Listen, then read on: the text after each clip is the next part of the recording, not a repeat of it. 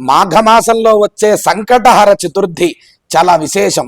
ఎందుకు అంటే భాద్రపద మాసంలో వినాయక చవితితో సమానమైనది రేపు వచ్చే సంకటహర చతుర్థి.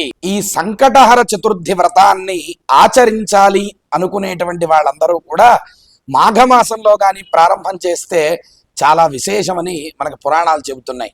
కావున కొత్తగా ప్రారంభించాలి అనుకునే వాళ్ళు తప్పకుండా ఈ మాఘమాసంలో సంకటహర చతుర్థి వ్రతాన్ని ప్రారంభించండి. ఇది వరకు చాలా సార్లు మనం చెప్పుకున్నాము. జాతకంలో కన్యా రాశి వాళ్ళు, మిథున రాశి వాళ్ళు, ముఖ్యంగా హస్త నక్షత్రం వాళ్ళు, కేతు మహర్దశ జరిగే వాళ్ళందరూ కూడా ఈ వ్రతాన్ని తప్పకుండా చెయ్యాలి. అలాగే పునర్భవ దోషం అంటే ఏమిటి? ఆడవారికి కానీ మగవారికి కానీ జాతకంలో ద్వితీయ వివాహం దోషం ఉన్నట్లయితే ఈ వ్రతాన్ని చేయడం చాలా మంచిది.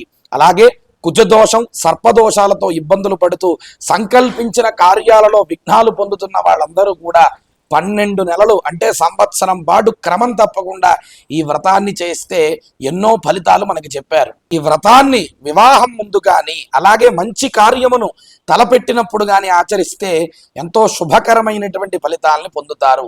అష్ట కష్టాలన్నీ మటుమాయమై కార్య విజయం ప్రతి దాంట్లోనూ మనకు లభిస్తుంది.